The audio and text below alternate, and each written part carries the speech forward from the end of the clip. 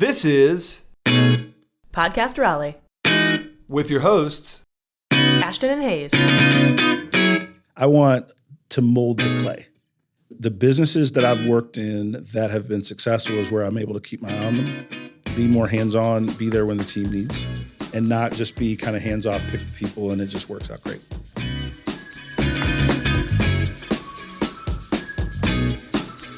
Welcome into Podcast Raleigh. In this episode, we talk to Donald Thompson, entrepreneur and co-founder of the Diversity Movement. An hour with Donald will convince you he can sell you anything. But right now, his passion is helping businesses expand their customer base and their talent pool for employees by embracing diversity. Donald Thompson grew up the son of a football player, but in college, he realized the practice squad was a long way from the NFL and he might need to plan a different career. He had big goals and acquired the skills to help achieve them along the way, but eventually he became a successful salesperson, turned award-winning entrepreneur to investor and author, and currently the head of the Diversity Movement. We hear it all, including when he got back into pro football as an owner, but we started by asking Donald how he ended up in Raleigh. Yeah, I'm the son of a football coach, so moved here in the 80s to Greenville, North Carolina. And so I went to a little college at East Carolina, so go Pirates. And leaving school, kind of chase an entrepreneur journey, but I had to find a job first. There was a lot more opportunity in Raleigh than in Greenville, North Carolina. And so I started to really look for kind of what that first pay the bill kind of job was, and ended up working at a store pretty familiar to many called Dollar General. And I was a store manager at Dollar General in Carborough, North Carolina. But I lived in Raleigh. But that's what brought me to Raleigh, North Carolina, that first job. And so you said your father was a football coach. He wasn't a football coach at ECU, was he? He was a football coach at a lot of different places. Okay. He coached at East Carolina. So he did. Okay. He coached at UNC during Mac Brown's first tenure. And so he coached at UNC over a decade, University of Illinois, Pittsburgh, and the list goes on and on. So I moved around a lot as a youngster. But once I got to North Carolina, I found a place I could call home. Gotcha. Okay. I was going to say, so from that lens then, you've been a lot of different places. What were some of your early impressions of Raleigh? So Raleigh to me was land of opportunity, right? Even 25 years ago, which is dating me a little bit, I saw that I could get on a plane and get anywhere I wanted to go, but there was enough opportunity for me to make my way, build a family, build a career right here locally. And so for a lot of the reasons that big companies are coming today were a lot of the reasons that I stayed. And so I'm pleased that thesis has worked out. Tell me a little bit about, just because we're both sports people, but I'm curious about playing football at ECU. And yeah, sure. I'm curious tell me about playing at football and not graduating from ECU. Yeah, How did sure. you decide to go look for work? Anytime people talk about my playing days at East Carolina, I do a little slight correction, right? I was a scholarship athlete, for sure, that is true, but I was a practice team All-American. Okay. So all of my best film is on practice. And so one of the things in terms of leaving that career behind is when you sign a scholarship as a college athlete, you have those NFL dreams. And it is a lot of hard work being a collegiate athlete. And back then, nobody was paying you, at least above board, to do that work. And so at a certain point, you have to realize the cost benefit. And if your head is not in the game, so to speak, you could get really hurt. And so after a couple of years, when I didn't see an NFL future, I saw myself playing a lot on special teams and different things, had to figure out what I could do to be great. And unfortunately, it wasn't going to be on the football field. And so I started to look at other avenues. And for me, when I was in school, I went to school to play football. I was a very good student, top 10% in my high school class, got into all the cool schools around, Wake Forest, North Carolina, different things. I didn't apply to Duke because the application was too big. But from an academic standpoint, I had choices, but I always wanted to create financial stability. And at that time, entrepreneurship was not big in the educational system. They were teaching you how to go get a job. They were teaching you how to follow a certain pattern. And I just wasn't into that, right? I wanted to find a way that I could create long-term wealth no matter where I started in a business, as long as that opportunity to grow and thrive was there. And so that necessitated the move to Raleigh. And I wanted to somehow get into sales, because I figured if you could get into sales, that was like sports and it was highly production driven, right? That means people didn't care what you looked like, your background, different things. If you could sell, if you could meet a number, if you could carry a quota, you could rise within an organization and get chances. And so when I was looking for those first jobs, I probably put in 150 applications, but with no degree, right, it goes right in the trash folder. This is 30 years ago. People were not open-minded like they are today, and looking at alternative talent, if you will. And so anyway, I finally found, after the Dollar General years, some work in software sales. And the reason I picked software sales is I said, no matter what happens in the economy, technology, software is always going to grow. And those were some of the bets, both Raleigh, but the type of job I ultimately wanted to do. And then found that as an inside sales rep with a couple companies. It's surprising to me to think about like an 18 or 19-year-old kind of having that foresight to even say the job that I want is not being taught in school. Here's how to get to it. Was that entirely personally driven, or did you have people around you kind of helping you think through that? I wouldn't say people around me think through it. My parents were super disappointed I didn't finish college, so they weren't in the camp with that plan right Probably then. pretty happy now. Yeah, they're okay now. Like they're okay. It turned out okay. Trial and error. Okay. Right. I looked at what other people were doing. Right. I talked to folks that had graduated, gone into different careers, and then quite frankly, I looked at what options I really had. And so most of the options were restricted by not having a degree.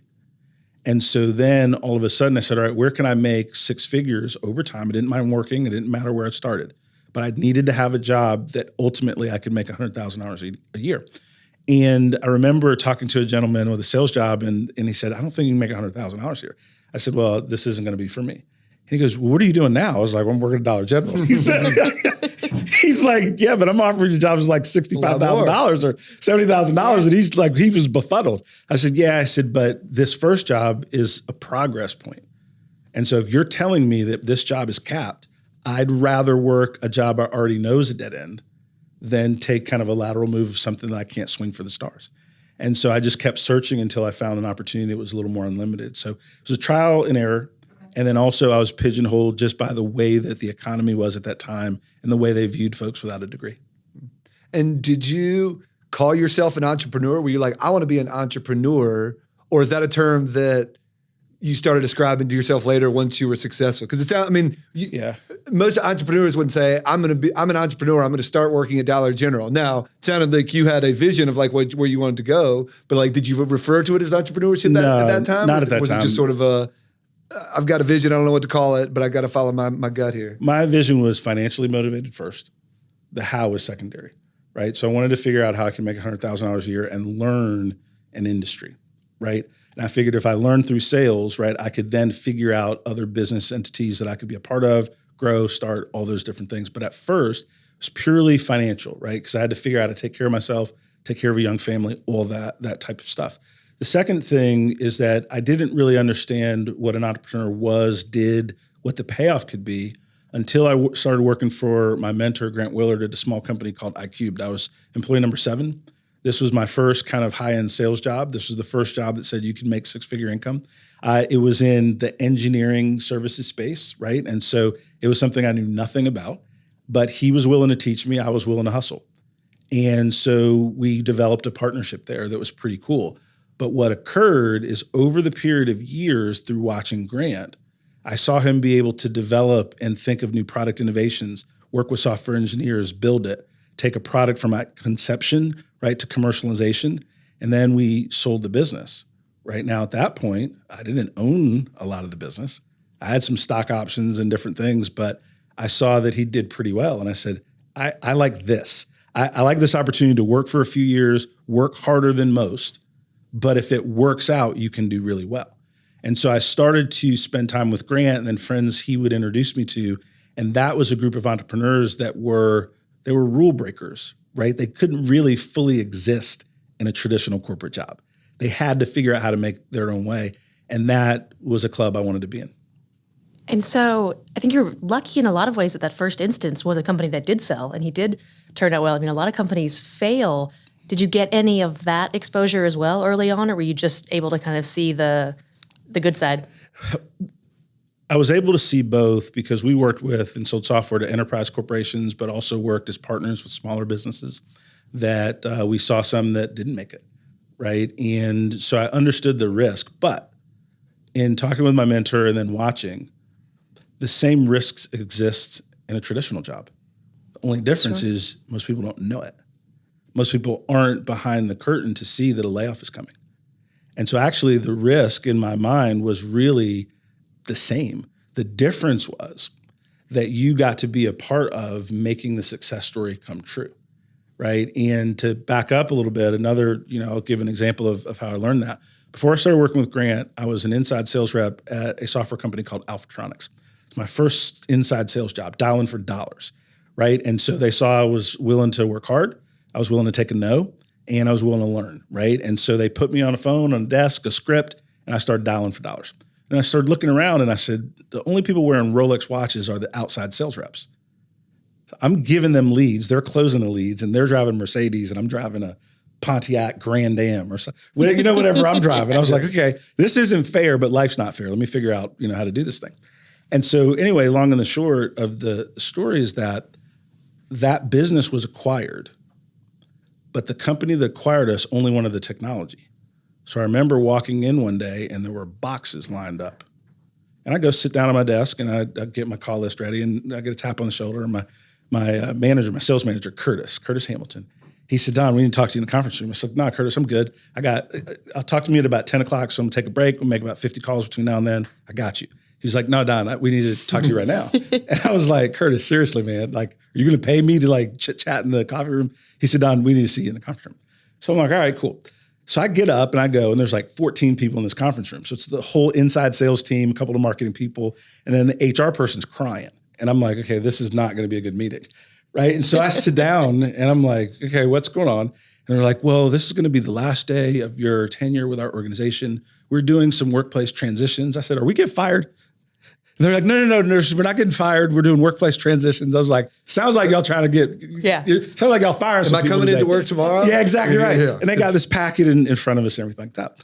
And so I remember this, like this was a life-changing event. My wife at the time, my first wife, was pregnant with my daughter, Mariah. She was 8 months pregnant. And I remember sitting in that meeting and I said, I can't get fired today. And they were like, Don, this is tough for everybody. I was like, I'm not really concerned with everyone. I said, I can't get fired today. And I said, if I'm fired today, I got $400,000 in deals that I'm going to go tell those customers that you're blowing up this business and they shouldn't buy. I can't get fired today. And they were like, okay, he is like blowing up this meeting. It's like, you need to go talk to Brian. I said, I need to go talk to somebody, but I'm not getting fired today. So anyway, I go wait, and they had fired the CEO of the business, the founder of the business, and transitioned him out. And there was an interim CEO, our former chief marketing officer, a guy named Brian. So I go sit with him. He says, look, I hear you're causing a ruckus. It's a tough day for everyone. I said, like, not concerned with everyone. I said, I can't get fired today. He said, well, tell me about these deals. I said, yeah, now we're talking. He said, which ones can close, blah, blah, blah. Long and the short, I ended up staying with the company for another 90 days, insurance for 6 months. I closed 2 out of the 4 deals and made another 10 grand in commission. But I did not get fired that day. Oh, wow. Right. And that taught me, though, that no matter how good you're doing, I was making my number. You're an employee, you're not in control. And so my fate was in someone else's hands. So back to the question, and I know I rambled a little bit, entrepreneurship is not more risky than a job. A job's way more risky because you don't see the hammer coming. So once you became an entrepreneur, how did you decide which businesses were the right ones to get into? I'm still learning that. That's a great answer. So I try not to be too embellished too much. Sometimes it's opportunity and networking, and sometimes you have to really evaluate what things you're good at and what aptitude things you have for. A lot of times people choose businesses they're interested in. I'm not so much a big fan of that because you don't know if it's going to be profitable or not. If it's a hobby, if it's a side hustle, then interest makes sense, right, as a reason to start a business, right? But ultimately, I wanted to figure out things that I could do and build and sell that the market says it's worth you being in business, right? And so a lot of times entrepreneurs are really emotional about the company they're starting, and you can then miss the fact whether you're too early, right time, right leader, right, to build, start, and flourish that organization. So for me, I kind of let the market decide, and I'm really agnostic because I'm not an engineer, because I'm not a developer, because I'm not this or that.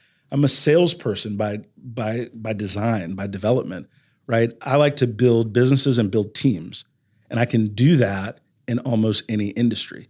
So for me, it's really about what does the market bear and can I do something meaningful, right, for the clients and obviously make a little money as we're going. So you've talked about yourself as an entrepreneur, a salesman, and all of your family roles as well, but your professional categories of employment your titles are varied. When you introduce yourself to people, what do you lead with? Is it speaker? Is it author? Is it entrepreneur? Is it CEO? That's a great question. Like, what's cocktail party cool? Like, I don't know. And it always kind of jams me up. So a lot of times I'll just say entrepreneur, business guy. And it really does depend on the audience, right? So right now I'm Dr. DEI, right?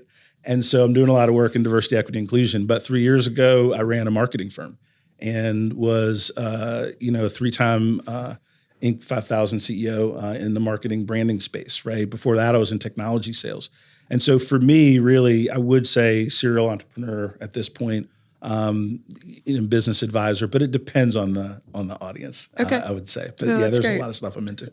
And do you mentioned part of being an entrepreneur, get into business, you can get in there, work harder than others, sure, and then sell the business. Absolutely. Do you every business you invest in, do you go in and work on now, or are you to the point now where it's like you just put your money into a business, or you just put your money here? A little bit of both, right? Yeah. So I do some angel investing, yeah. right? And so that's where I'll put my money to work. And then there are businesses to where I will work as an advisor or be on the board, like I am with Walk West, and Abba Bowers is CEO of that business. And so I no longer do anything day to day and just help around the edges. Whereas the diversity movement, where I invested, but I am a co-founder, but I'm also the CEO. And so help drive that business to growth. My MO, and we've done this a couple times now, is really from about 0 to 10 million is where I'm pretty good. After about $10 million, after about 60, 70 employees, is where my interest does start to wane. I'm always thinking about something new at that point. And there are plenty of people that are better suited to run a business and scale it than I am, because that's not my gifting, because I'm not super into a whole lot of process and best practices and different things. I want to mold the clay. I want to be responsible for getting from 0 to 100 clients, and where that product is working, but kind of sort of needs to be developed in the field and the sales process is not quite there. I like to work with teams to build that first leadership team. And then after we get it going and get it solidified, there's a lot of great people that can do it better than me. And I'm happy to let them do it. When you talk about it in terms of, I don't know business well enough to know what the 0 to 10 million range is or what goes on, sure. But it reminds me of, and just because this has come up before, there are, I think football coach specifically, probably because you talked about it, that's what they do. They, like Dave Clawson, who's at Wake Forest, before he was at Wake Forest, you go look, he was only at a place for 4 years. And he came in when they were 0-10 the year before, and he got them to 2 wins, 4 wins, 8 wins, 10 wins. And then he's like, all right, now I want to go start somewhere else at a 0 win and get it to 2 wins, 4 wins, 8. So it reminds me kind of that. But you've sort of led to, because now you've mentioned you are currently the CEO of the diversity movement. Dr. DEI. Well, yes. Dr. DEI. What is the diversity movement, and where did the idea come from? Where did that idea come from? Yeah, so the genesis of this business is kind of interesting. So when I was working with Walk West, CEO of a marketing branding firm, we had a lot of companies come to us and ask about creating multicultural marketing, right? And with a very clear purpose, right? They wanted to sell more product to Black and brown people. They wanted to sell more product to women. They wanted to sell more people in the Gen Z. So they wanted some kind of audience specificity to grow their brand story. And we were like, all right, cool. I started asking these business leaders, did they want to just create the window dressing, the digital Band-Aid? Or did they want to look at diversity, equity, inclusion from the inside out of their business so it's more natural? I got a high degree of yeses. But we don't know how to get started and get there. But we don't have an organization that can talk to us that understands our business drivers, and diversity, equity, inclusion. Because a lot of times in business, what these companies were struggling with is consultants that were coming in and talking about social change, social footprint, which is all fine, but not linking those things to the business growth and profitability of the business. And so those I would say DEI pep rallies were short-lived. And as an entrepreneur, I saw an opening. I said, wait a minute, we have some uniqueness here, right? Because we can look at DEI from the marketing lens. We can look at DEI from the talent acquisition lens. And so at that point, myself and a couple of other folks, we went to get DEI certified. right? We became certified diversity executives. And so I went back to school, right? I wasn't opposed to school. I just needed school and education to help me meet an objective. And so we went in 4 or 5 day boot camp. We had to do a project, 300 question test, and I did not pass the first time. And so I had to go take this thing again. That was not fun. I missed by like 2 points or whatever. But anyway, so we went to get some training because just because I'm African-American, person of color, doesn't mean I understand DEI, organizational change, right? And how to move people through a process. And so we learned some of the fundamentals, and then we built a digital course called Diversity Beyond the Checkbox. And so Jackie Ferguson built this course, and we all helped, but Jackie was the brainchild behind building this course. And it's a 5-module course that we were just going to sell these courses to companies and get rich on the spreadsheet. It was great, right? All product, and we were just going to make $1 gazillion. But we beta tested it because I had a software background. So we got 50 different companies to help us look at this course. And they were like, love the course, but what do you do after? Love the course, what about international? Love the course, is this for frontline workers, mid-level managers, C-suite? Love the course, and. And then a handful of them said, love the course, can you come in and talk to our team? Well, we don't really do that yet. Well, what are your daily rate? And I was like, well, what do you normally charge for training? Yeah, exactly. Right. And I said, well, what do you normally charge for trainers to come in for a half day? And they said a number, and I was like, yes, we do training. Right. and so very shortly after that and building the course, we ended up with about 8 to 10 clients. And my thing is, once you get 10 clients and can serve them well, you may have a business. Because now you've exchanged your knowledge, your expertise for money and referenceability, right? And so as we went through that, we then made the decision, and then I'll bring it to what is the diversity movement today. The diversity movement today is a DEI technology-enabled consultancy. So we work with organizations to build their DEI practices within their business, but we don't do it simply through training and education. We do it through technology tools, data-driven surveys, so that we can allow corporations, their C-suite, their mid-level, their frontline workers can learn on the fly. So for example, of one of our products, we have 600 2 to 3 minute video vignettes. So we basically have a Netflix for DEI. So corporations can license our library of content. Now their 10,000, 5,000, 4,000, 20 employees can go to this digital library and get their DEI questions answered with psychological safety. It's behind a firewall, and then we get the data of what they're watching so that we know what to train on.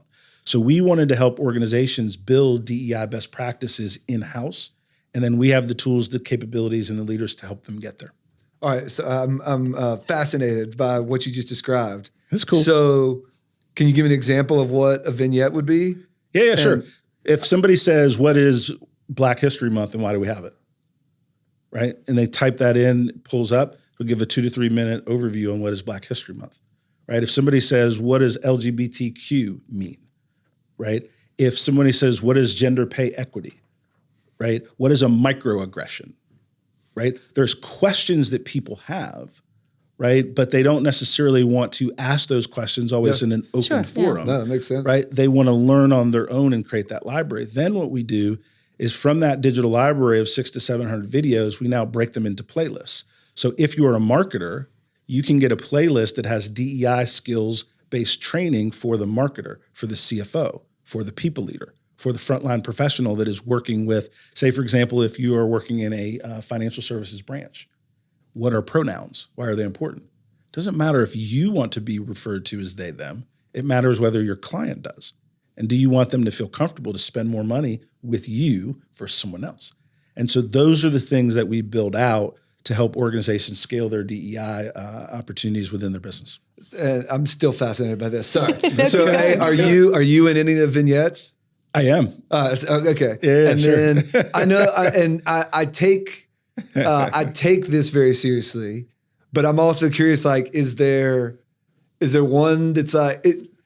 Is there like a good story of what? Is there a funniest one or a craziest one that someone would ask? You're like, or even like, we would never have thought that this one came up, but like it got asked so many times. We've made this vignette or whatever. I don't know. I'm putting you on the spot. But I don't know funniest one. Like, I want to see them all. Like, I would just say they're more.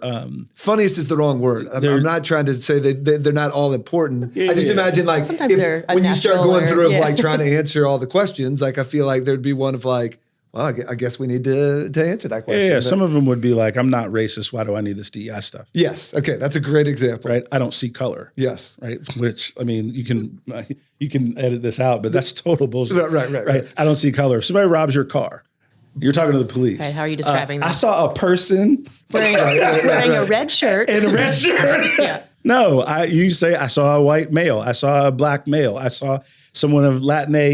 You would use color as a descriptor, right? And we see color. Doesn't mean you're racist or not. It means that is a part of someone's makeup, their being, and what makes them unique as an individual. So a lot of the videos are focused on, not a lot, but a good portion of them are on the why DEI matters to your business, right? Because it's a very good question, right? I had a CEO ask me the other day, what is the level of involvement I as a CEO should have in the lives of my team? Right? Because if we think 30 years ago, you'd go to work, I pay you. We're good. Right? I don't care about your mental health. I don't care about your kids. You come to work, you do this job, I give you money, check clears, we're good. I'm a good employer. And then benefits and different things. Today's environment, people want a personalized work experience. They want to know that the organization that they're a part of cares for them as an individual, cares about their family and their well-being, and helps them pursue their goals and dreams, right? It's very different. And so leaders today are struggling because most leaders or many leaders of organizations came up like I did in a more command and control environment. And now they're being asked to expand their thinking to something that is really, really different. And so one of the things that we do with the diversity movement is we're not your judge.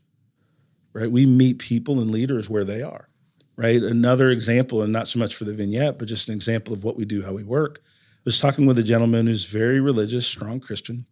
And he said, Don, I just don't understand why I'm having all this pushed on me, right? And some things I fundamentally just don't agree with. And I said, well, do you believe that all your employees should be safe at work? He said, well, yes, of course. Do you believe if somebody does a good job, they should be promoted independent of their background, ethnicity, sexual orientation? Yes, I believe those things. Right? I said, well, really what we're trying to do is help you be a better leader of a broader group of people. We're not asking you to change your fundamental spiritual beliefs. He goes, well, that's way different. That makes sense. I understand. It feels like I'm the one under attack. And I said, yeah, welcome to the club. I felt like that my entire life. I get it. I understand how you feel. Sucks, doesn't it? But that's not the goal. The goal is for you to create an environment where you have the true ability to hire the best talent available. Think about people that say, we're going to hire the best and brightest, but they only recruit from the same 3 schools. Right. Fundamentally, it doesn't make sense, right? We're only going to hire the best and brightest, but nobody in the C-suite is other than middle-aged white males. Well, then it's not true. Then the truth is, I'm going to hire people I know and I'm comfortable with. If you want the truth to be, I want to hire the best and brightest, then you have to think a little bit differently about your recruiting, about your mentorship programming, about how you have something as simple as meetings. I'll give an example of this. So if you think about the way that you learned, but me, you give me a couple of bullet points, I'm good to go, almost any topic, let's have a meeting, right? Well, some people need to do their homework before meetings. Some people want to read up on the agenda. Some people want to get their questions together. So that means those folks that need a little extra planning time are at a disadvantage in the meeting if there's not an agenda for the meeting. That's diversity, equity, inclusion at work, is creating an agenda, putting out some read aheads ahead of time, right, is an example, right, of how to have better meetings be more productive. If you're used to selling to all male CFOs and all of a sudden you look at the dynamics in business and there's more women leaders all across the business landscape, but your sales team only has the ability to relate to people that look and sound like them, you're going to sell less technology. And so what we try to do is break down diversity, equity, inclusion and link it to the business that you're trying to get done tomorrow. And we're feeling like that resonates in the marketplace. People are appreciating that. You kind of touched on this. I feel like with the CEO that was pushing back, why is this being pushed on me? Yeah, sure. A few years ago, right in the wake of George Floyd, it felt like diversity was a more accepted thing. Yeah, sure. In today's climate, now diversity, some people will say that's bad. It's something that's being forced on. Yeah. Is that? I guess if businesses are reaching out to you, they obviously value it and want the diversity, or even if they don't value it, they see the benefit to their bottom line, right? Sure. So in theory, if somebody didn't value diversity, they wouldn't be reaching out to you anyway. But have you noticed, is there a backlash to diversity? Why are you trying to change things? Do you get more of the why is this being forced on me? Yeah, there's certainly an element, right? So like you asked the question, I'm gonna answer a question. You can decide what you want to edit. But the Republicans are doing a great job of creating a negative narrative around DEI. They're using terms like woke and DEI is attacking you and making it unfair and all these different things. And as marketers and communicators, you got to respect it. Because what they've done is they've hijacked a phrase for their own power grab, right? And their job, right, is to have power and representation in our government mechanism, right? That's their job. And in doing their job, they're vilifying something that people don't fully understand. Now, the same person that would say diversity, all this woke stuff, if you talk to them and say, do you want your wife, daughter, niece to get paid the same, right, as a woman as their male counterpart? Well, yes, I would want that. Do you believe that we should have wheelchair ramps so that buildings are accessible?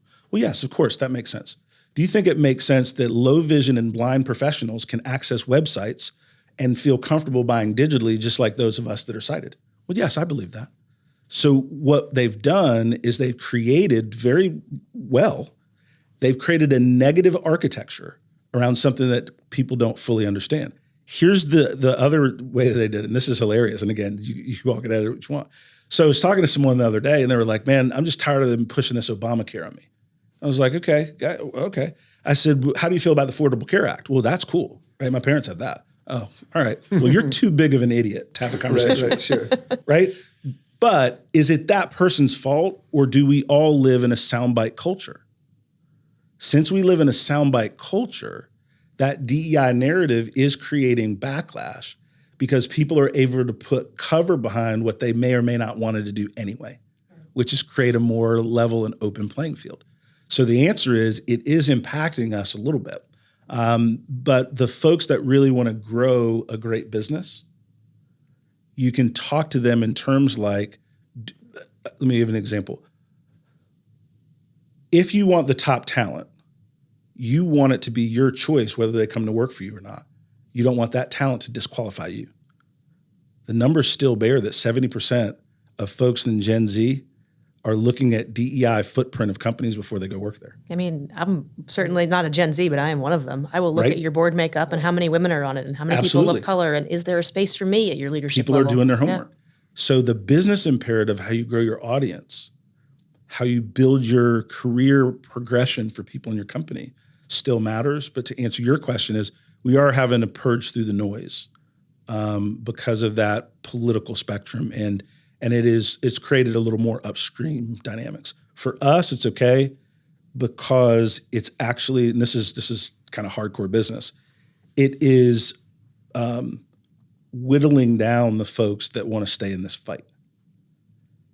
Anytime something gets harder, right, and there's less momentum around it, And less money around it. the also-rans go away, and then the cream will rise to the top. Yeah. And so I'm actually okay with a little bit of turbulence from a business standpoint.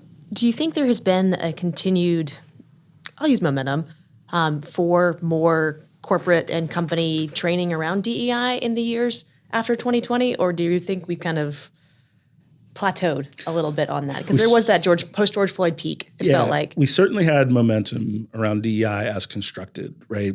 And then some of that has flatlined a little bit because people want to see the results from the things that they did, right?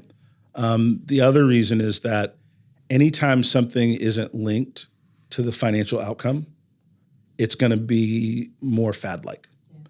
And so one of the things that when we work with practitioners, even if they're not working with us directly, but they ask us for feedback, advice, and counsel, is we really talk about not just building the business case, but the linkage of your DEI-related programming to the business that you're working with and for.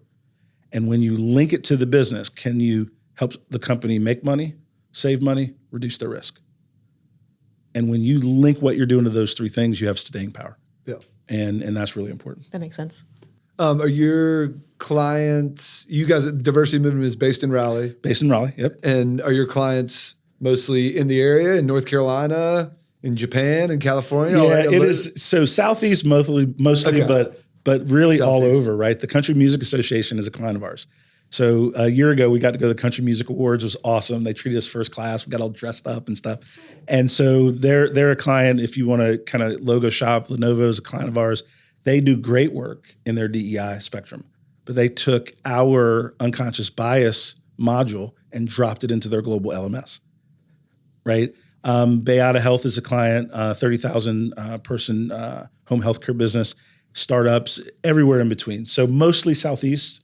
In 2024, it'll be more of a national footprint as we upgrade our marketing. If you were to kind of think about the Raleigh or the Triangle area as getting a grade on diversity and equity and inclusion, where would you rank us? I'd give the Triangle a B, right? I think that I'm a big proponent of the work that is being done with the Raleigh Chamber. I think that there are a lot of DEI leaders in town that are really doing the work, right? Not the rhetoric, right? But we're really getting ingrained in the business. And selfishly, I know a lot of the leaders and what they're doing and what they're not doing in terms of moving. But I would say a B. The answer would be, right, how do we move from a B to an A? Next question. Is really all about how do we integrate DEI with the marketing and the audience building? How do we integrate DEI with better sales process?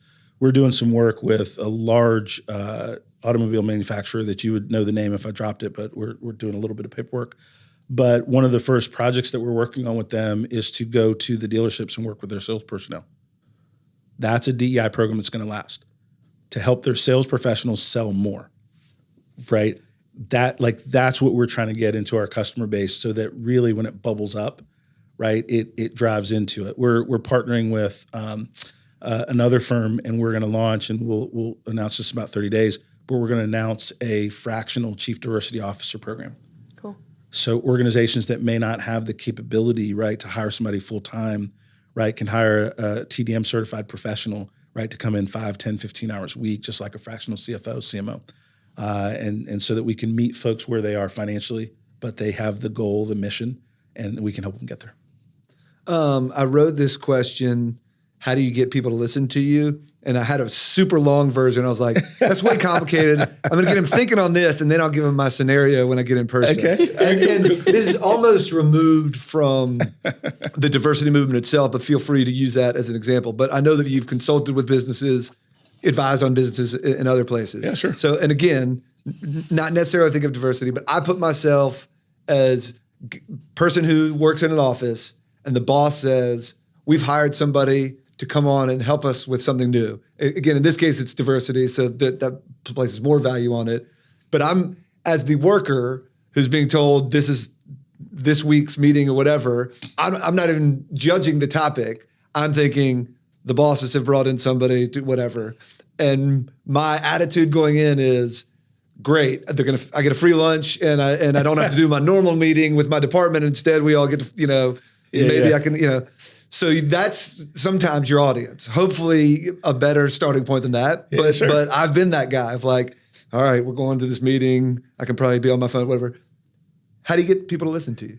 Yeah, it's a great question. And from my sales background, entrepreneurship background, the answer is actually pretty simple, right? It's that radio station, what's in it for me, and how can I help you do your job better tomorrow? And if I can answer that question, then you're going to listen and apply what we talk about. If I don't answer that question, then you had free lunch, right? But to the degree that I can help you be more effective, a better communicator, but better results from what you're doing, right, is the degree that you're not only listen to me, but then continue to listen ongoing, right? And that's, whether it's get people to listen to me, diversity movement, for a handful of executive coaching clients, and people will ask, Don, what do you charge for coaching and different things? It's like, that doesn't matter, right, off the front. I said, what matters is, can I help you get what you want? So let's figure out what you want. And if what you want is big enough and I can help you get what you want, then you're not going to care what you pay me. But if you think about it as a cost up front and we haven't talked about what you want, then you're going to think the cost is high, low, different things. Let's figure out what you want to get done. And if I can help you get that done, right, then we're in it together. Our goals are mutually aligned. And then we have a different perspective on cost or that meeting or that time. Most employees are overwhelmed with what they're already asked to do in the construct of their life, their mental health, their family, et cetera. So most people are resistant to new, not because of what it is, just because it's something new that they didn't choose. And so that resistance is there right, all the time. But you simply overcome it by linking it to what that individual wants, right? More time, more money, more praise. You are a good salesperson, aren't you? I can, That's very every evident. now and then. I'll never starve. Even if the business go down, I'll always be able to feed myself. That's great. And you're so good that you've been winning awards recently. A few. And you've probably been winning awards for a while, but I've been mostly focused on the more recent ones. Which one caused you to pop the more expensive bottle of champagne? Was it the Oh my gosh. EY Entrepreneur of the Year Southeast for 2023 or the Phil Freelon Diversity, Equity, and Inclusion Award by the Chamber? One didn't cause me to pop more champagne. They're different, right? The EY Award was really meaningful as an entrepreneur for several decades, that work and effort and that sustained success was recognized by an organization of that stature, right? And so that meant a lot standalone, right? Because there's a lot of, any entrepreneur that's listening, right? I respect anybody that has to meet a payroll, right? And chooses to be responsible for a team of people, right? And then the Phil Freelon Award, the DEI work to me is more meaning than money, right? And I don't want it to come off weird, but there's easier ways for me to make money than this battle that I've chosen to be on the tip of the spear. And so that recognition for me is really about putting the spotlight on the team that we've assembled at the diversity movement. And I have the opportunity to be their spokesperson, but we have some tremendous leaders that have decided that it's worth their time and their talent and their effort to be on this journey. And with that goal of helping millions of people, right? And so both of them mean a lot. I will say that the third thing that I would mention is that I was the commencement speaker for William Peace University this past, I think it was June. And that meant a lot to me as well. I mentioned that because when I think about it, even though I finished college, I love learning. Even though I didn't complete college, I understand the sacrifice that people have to make when they don't come from a silver spoon situation. And if you do, God bless you. Your parents did well or different things, but the people that had to work 2 jobs to get through college, the family that had to mortgage their house to get through college. And so to be able to be a commencement speaker and and be a part of that moment for those families, that was another thing that really moved the needle for me emotionally. Because there's people out there in all different walks of life that are dream chasing. And it's hard, right? It's easy just to kind of live status quo and get along, complain, and do that thing. But like when you're really trying to put that effort underneath the wings of a dream, I respect that no matter what people are doing. Did they give you an honorary degree? They gave me a PhD, and it does not say honorary. It says all rights. And so Dr. Thompson is in the house. Nice. You really are Dr. DEI. Dr. DEI. So I'm pretty pumped. Shout out William Peace University, but I'm pretty pumped. I'm pretty pumped about that one. And if you want to learn more about William Peace, you can check out a Podcast Raleigh episode with University President. Yeah. Dr. Ralph is the man. So they do great stuff friend. over there. I like you. I have no excuses. I grew up with a silver spoon and also didn't finish college. But I'm like, maybe someday I can get invited to be a commencement speaker. And then don't they have to give you like an honorary degree? And then I can like claim that like. Yeah, I got it, man. I think you put it in the universe now. I know. I've been putting it out there, but I got to do something worthy of being invited. So, but no, yours sounds very official, PhD. So yeah, I was pretty excited. Good. I was going to say, so I saw in doing some research for this episode that you were an owner of the High Country Grizzlies. Yeah, sure. If you What want is to, that? The High Country Grizzlies was an arena football team. And let me just talk to you about it financially, and then we'll talk about the team. If you ever just want to take hundreds of thousands of dollars and just throw it out of the window, if you ever want to take hundreds of thousands of dollars and just burn money on video, like I would have made the same amount of money. In fact, I would have got like 1 million hits on YouTube. More? Yeah, oh yeah. Right? Like I would have just, if I just would have lit a match. Just like what Mr. Beast does now. To hundreds of thousands of dollars. Like that's literally what I did. So it was a great experience. It was phenomenal. It was a learning opportunity of what not to do. And so here's the reason I say that, right? Having an interest in something doesn't mean you're equipped to deliver excellence in something. And I thought I could run that on autopilot. And the businesses that I've worked in that have been successful is where I'm able to keep my eye on them, be more hands-on, be there when the team needs, and not just be kind of hands-off, pick the people, and it just works out great. And then the second thing is Boone, App State. My daughter, Sierra, went there. Great experience, great folks, all that good stuff. But also we got the market wrong. So no matter what presentation we put, no matter how fun the games were, there was only so much visibility during that time of year, right, to be able to make that work. And so, yeah, I am a professional sports franchise, used to be owner, and I highly recommend you do not do that. Well, we've got the courage. We've got NCFC. There's some different options. Unless you have money to burn. So that would be on, what did you say you're going to do a meeting on like failures? That is, yes. That is a spectacular failure, but a great learning experience. It was fun. The people were great. The players were great. Like all of that was good. But from a business standpoint, it was outside of my swing space. Because I was interested in something, I was not committed to something. So that almost echoes exactly what you said earlier. And of like you broke your own rule of like trying to I created the rule from make your You, in addition to being a guest, you host your own podcast. I do. Other than Ashton and myself, do you have any dream guests? Good question. I saw that on the prep thing, and I was thinking about a lot of different ones. I would probably say my dream guest is, and I got a little emotional, probably my grandfather. It's, my big daddy was one of my heroes. And in Bogalusa, Louisiana, he's a Baptist preacher, he's a former professional athlete, Southern University, HBCU. He is in their wall of fame, and they used to call him Cheetah because he was so fast and different things. But I didn't get to spend as much time with him as I wanted. So my dream guest would probably be my grandfather. If you watch, there's a show, I forget what streaming service it's on. It's called The Deacons of Defense. And it talks about a group of Christian men in Bogalusa, Louisiana, where the movie was set, that would fight the Ku Klux Klan. And so all about nonviolence, but sometimes violence is the answer, right, that you're met with. And these men risked their lives to make sure their community stayed safe in a time that was pretty significant in our country. And my grandfather was part of that. And so my dream guest would be my grandfather, somebody that's still here with us and moving and shaking, probably Barack Obama, but not just because he was former president. It's because if you've ever achieved that level of power, and have seen things and the way things work, that I would always be interested in an hour with someone with that level of visibility of how power really works. Because most of us have a lot of opinions on things, and we really don't understand the mechanisms and structure of how the needles are moved. And so those would probably be my two. Pretty good answers. Yeah. And we haven't talked at all about your career segment as an author. Tell us a little bit about that. Yeah, so I always have ideas, and I always think people should listen to them. So I don't always think they're good. So I have a reasonable amount of humility there, but I always think they're creative and fun to listen to.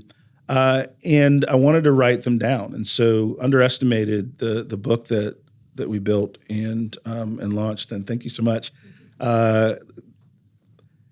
It was really about three things. One, I wanted to tell a story that my kids could be proud of and tell them some things in the book that maybe they didn't understand coming up. I wanted to create a brand and marketing piece as an entrepreneur. Right. And then I wanted to say thank you to people that helped me along the way. And so those were the three reasons why we wrote the book and had a lot of great people to help me put it all together. So shout out to Jackie Ferguson and Bob Batchelor. I literally have an award-winning writer that helped me edit this book and bring it out. Like he's written like 15 books, and he's a legit PhD author, communication specialist. And I showed him the first draft. He's like, "Yeah, I'm going to help you write this." He said, "I got you." I was like, and I'm one to always listen to people that are better than me in their area of expertise. But thank you for asking. What else do you do for fun? I understand there's racquetball. I do enjoy racquetball. Unfortunately, it's a dying sport. Everybody's into like pickleball. I was going to ask you if you've I hadn't played pickleball, man. It seems like grown up ping pong. Like it's like I'm not messing on pickleball. Like people love it. It's fast growing. It's all like it's just not fast enough. like racquetball, the ball gets 120, 130 miles an hour. Like it gets moving. And so I need that kind of aggression a little bit. And so I haven't messed with pickleball that much. So I enjoy racquetball. I really enjoy reading. You know, a lot of times, you know, I'm a coach to some folks. I've had executive coaches over the years, but there are points in my career that I didn't have anybody that was willing to help me. And so I had to learn through books. I had to learn through whatever knowledge I could attain. Now podcasting is big and audiobooks and different things, but in the way I came up, you know, I used to read a lot, and I was able to learn and grow through experiences of others. And I still enjoy reading today. So I'd say racquetball, reading, and then hanging out with my wife. She's a foodie and loves to cook and hanging out with her kids. Now, do you only play racquetball for fun, or do you ever play competitively? I used to play competitively before the pandemic, where they shut down all the tournaments. And I got as high as, I think, 25 in the state in ranking. And so I used to play competitively. Where do they have racquetball courts anymore? So there's like 20 on NC State's campus. All the college campuses have them. I knew the YMCA on Hillsborough Street had some. Y still has them. I figured they did. But there's not so many places that have enough for tournaments as much anymore. But I used to play competitively, and so we still, in our Raleigh crew at the Hillsborough Y, is very competitive, right? So the 35 and under national champion plays there. Brent is like a 10-time national champ that plays there. There's a couple folks that are like 6 or 7 in the state that play there, and 25, 27. Like we got a good crew in Raleigh. So if you like racquetball and you think you got game, come see us. We'll have some fun. I will not be there, but I'll be cheering you on. Are there any good stories from your days of competitive racquetball? Okay, yeah, this one's worthwhile. So I was starting to play tournaments. There was a tournament in Greenville, North Carolina. I'll tell you my age in a minute. And actually, I want you to guess my age. So I'm playing the tournament, and I'm at the B level. This is my first state tournament, right? And so there's like 32 people in the draw, and so I'm going to play like 6 matches or whatever to get through. So I'm dog tired, but I get to the finals. And so I win the first game. It's best 2 out of 3. So win the first game in the finals of this event. And I'm feeling good and all this stuff. The second point in the second game, right, I jammed my foot to try to stop. And this most excruciating pain. So every time I put pressure on my foot, it was just pain was going just all through my body. And I'm sweating so much, you can't tell I'm crying, right? I'm in a lot of pain. And so I kind of limp through the second game, but I lose the second game, I get killed, right? So you get 5 minutes in between the tiebreaker, and the tiebreaker's to 11, right? And so my dad's here at the match and some other folks, and my dad was like, "Hey, what's wrong? You look like you gave up a little bit in the second game or whatever. You saving energy for the tiebreaker or whatever." I was like, "Nah, man, I think I don't know if I can do this." He's like, "Well, what happened?" I said, "Man, I think I broke my foot. I think I broke my foot." And my dad looks at me and goes, "Well, are you in a lot of pain?" I said, "Yeah, I'm in a lot of pain." He goes, "Well," he said, "is it going to still hurt tomorrow?" And I said, "Yeah, it's probably still going to hurt tomorrow." He said, "Well, then you better win." he said, "Because if you're still going to hurt tomorrow, then might as well be worth it. Then you better go out and this better be worth it." I said, "Man, I don't know if I can walk." He said, "Then you better serve it where he can't get it, and then you don't have to run." And so I'm like, "Yes, sir." Right? And so I go out there and I serve like 10 aces in a row, right? And I win 11-4 in this tiebreaker. And I go the next day, the doctor, whatever, and I have 3 fractures in my foot. I was in a walking boot for 2-3 weeks after that. But when my dad told me this will give you a little phrase of how I grew up. I was 36 years old, and he was talking to me this way. Yeah. And what did you get for winning? Like a medal. I didn't even get no money, man. I got it. So you risked the possibility of not walking normally the rest of But I won, though. Hey, look, man, I walked out. I was a champ. I'm a state champ, man. And he said, "You better go get your championship." And I'll tell you, my mom and dad were both phenomenal in raising me, and the sacrifices that they made, I can never repay, except by just being humble in our success and continuing to help others along the way. But the one thing that my parents instilled is that life isn't fair because you want it to be. You have to win with the cards you're dealt. And I've never forgotten it. It served me well. I want to make the world a better place for others. I want it to be more fair. I want it to be more equitable. But I'm not waiting for it to change to make my way in the world.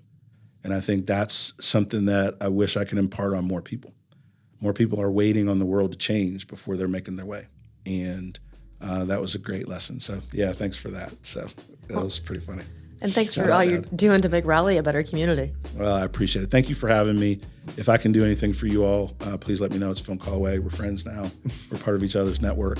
And one of the reasons I started my podcast is podcast is the new golf, right? You get a chance to spend time with people for an hour versus 4 or 5 hours in a country club or different things and get to know folks and build relationships and build an audience the same way. So thank you all. That's great to hear. I'm a terrible golfer. Yeah, me too. Me too. Thanks for listening to Podcast Raleigh. Review us on your favorite podcast app. If you like this episode, share it with a friend.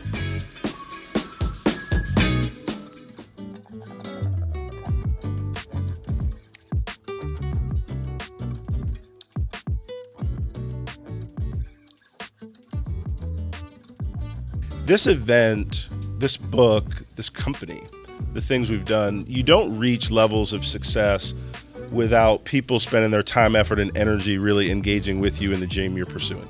Most of us have a vision, but if your vision isn't big enough to include the visions of others, then the dream stays small. And so this book is a culmination of a lot of things in my life, but one of the things that it represents is things that we can do together.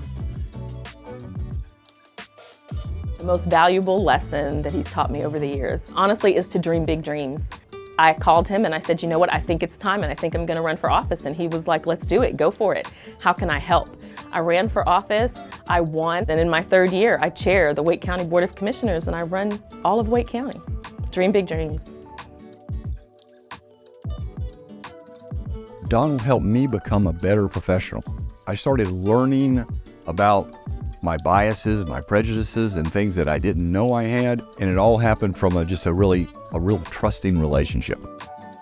As a young boy who grew up in rural Halifax County, North Carolina, and is a first-generation college student, Donald Thompson his story in general is an inspiration to me because it shows me that as a fellow black man in America, if you are willing to put in the work and do what it takes to get it done, you too can be and do anything that you decide. Thank you, Don, for your support of our work and for your incredible work as an author, as an entrepreneur, as an advocate, as an ally, and a powerful change agent for all the underestimated. Your work matters, Don. You matter. One of the most important things Don taught me is to always have an opinion. He really pushed me when we worked together to think critically about the decisions that we were making, the information that we were gathering. And so in any conversation that I have now, I attribute my ability to answer questions in such a comprehensive and thoughtful manner to the rigor, I would call it, that Don pushed me to have during our brief time working together. And I really appreciate the mentorship and leadership that he provided me during that time. So DT, if you're watching this, I appreciate you, brother. Thank you for the mentorship, leadership, and look forward to doing some things with you moving forward. If you look at Don and I, you might not see a lot of similarities, but Don and I also have spent many, many hours pounding the pavement as security guards in very spooky buildings. And that's part of this book. We've also, as younger men, maybe we shouldn't mention this, but had a little bit of trouble paying the rent at times, having a little trouble making ends meet. It's all part of Underestimated. I can just tell you unreservedly, I love this story. What I'm most proud of with Don is the way he treats other people. He treats them with class, and he treats them with dignity and respect. That's something that we preached in our home while he was growing up. Whether he works for you or you work for him, he treats the people the same way. And that's a gift, and that's an honor, and that's what I'm most proud of. And if I have any piece of advice that I give continually with young people is, don't let the world define what you can become. And don't feel like you have to be that dream on your own. There are people willing to help you if you're teachable, if you're coachable, and if you're willing to do the work.